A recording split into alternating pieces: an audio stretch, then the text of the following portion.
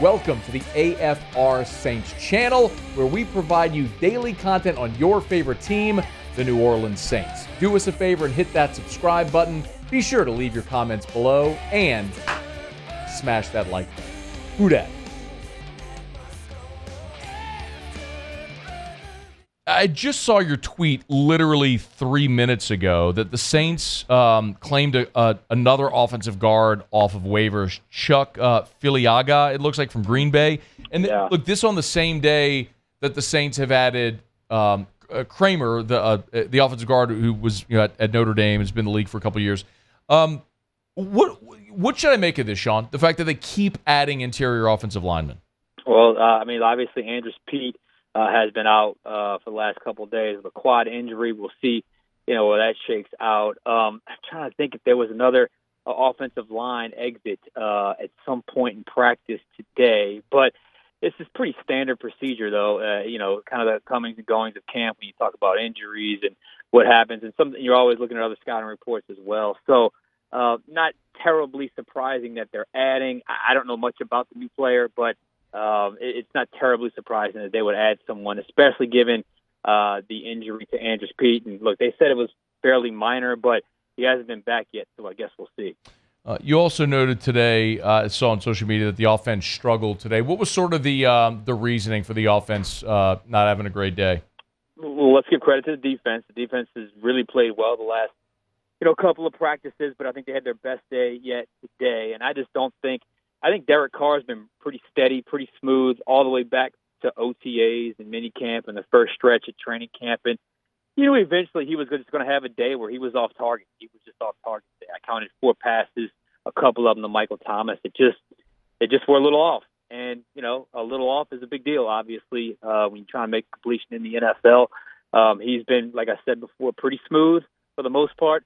But today he just wasn't quite as sharp. And defensively, the secondary really has been good throughout camp. And then, you start to see a little bit come together up front with the defensive line once the pads have come on, which is certainly an encouraging sign. But honestly, Matt, you want to see this in camp. You don't want to see one side dominate all the time and one side struggle all the time.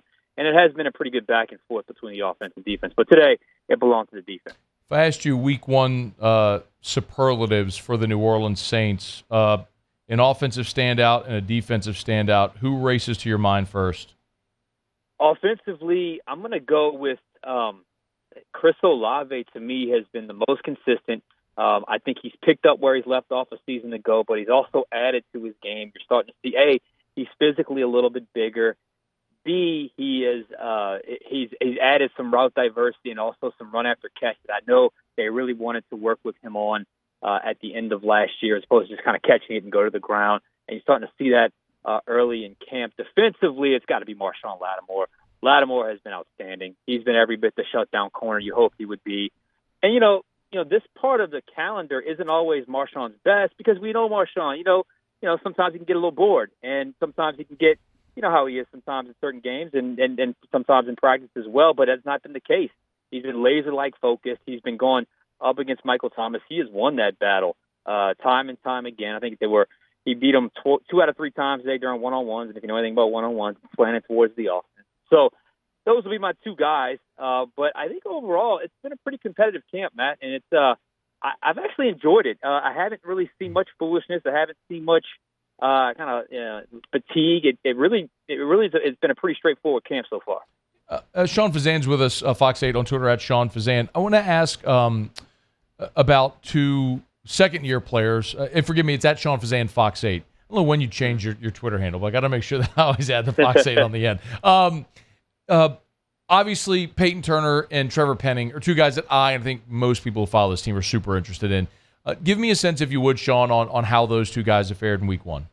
Yeah, I think both of those guys have shown growth. Peyton Turner had another good day today. He's rotating in with Carl Granderson. That's become a really good competition thus far, and it really is both guys kind of bringing the best out of the other one. Peyton Turner had 2 tackles for loss today. He's been disruptive in the passing game. He's been stout against the run. And then when you talk to him like we did a couple of days ago, he gets it. He knows this is year 3. He hasn't been available. He hasn't been steady. He hasn't been consistent. He hasn't been good enough. And he knows this year is a bit of a make or break year for him. But Carl Granderson is not just giving that spot up. Right now, Carl Granderson has gotten the majority of the first team reps, so that's a good competition to watch. In Trevor Penning's case, it's really developed into kind of this. We thought it was going to be Penning versus Hurst, but it's Penning, Hurst, and Hurst, Pete at left guard. It's been kind of this three-way battle for two spots. But with Pete out, Penning has gotten the majority of the reps, and I do think he is better than where he was at this point a season ago. I still think he's a work in progress, especially in pass protection. But I believe, this is just my opinion. I don't. This is just kind of gauging, kind of the sense of what I get from people. They want him to win that battle. They want him to win that battle. So he's getting those reps, and you have seen tangible improvement. But I think Dennis Allen talked about it the other day. He still has a ways to go to become, a premier left tackle in this league. And, he missed almost his whole full rookie season. So for him, it's all about reps. But the good news, knock on wood, he stayed mostly healthy throughout this camp. Sean, who's a veteran that needs to play better if they want to make the team? I'll throw you a curveball here. I haven't seen much from Brian Edwards, the receiver. He's not getting a ton of first-team reps, and I know he's got that connection with Derek Carr. But I haven't really seen it, that moment. And he's had a few catches here and there, but that's certainly one to watch. I know Tre'Quan Smith is someone everyone keeps looking at, but I think he's had a nice couple of practices over the last, couple of days. But that would be one. There's still plenty of time to make it up, and obviously there's still the preseason. It's very early. But I do think it's probably in his best interest to step it up a little bit, Edwards. And let me flip it then. An undrafted free agent or a rookie that has maybe popped here early in camp. Rookie-wise, I've been watching a lot of Brian Brzee. He's getting the first-team reps. I think he gets on the field in some form or fashion this year. Kendre Miller has really played well the last couple of practices, but the star of camp really has been rookie quarterback Jake Haener. I mean, he has been fantastic getting those third-team reps. And usually third team, it's kind of that it's not always the best portion of practice because it's the third team. But what he's done is he's kind of elevated everyone around him with his play and his competency and his confidence and his accuracy. And so the receivers are getting better reps. The O-line's getting better reps because of his, play. And even the DBs on the other side, they're having to stay sharp. So I think Jake Haener, undrafted-wise, I've been a little, I don't say disappointed. There's still time to catch up.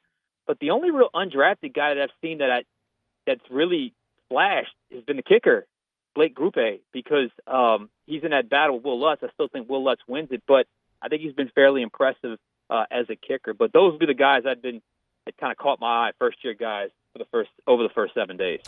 A day off Thursday to catch your breath. Saints are back at it on Friday. Make sure you're following Sean on Twitter, or I guess I have to say X now. He's at Sean Fazende Fox 8.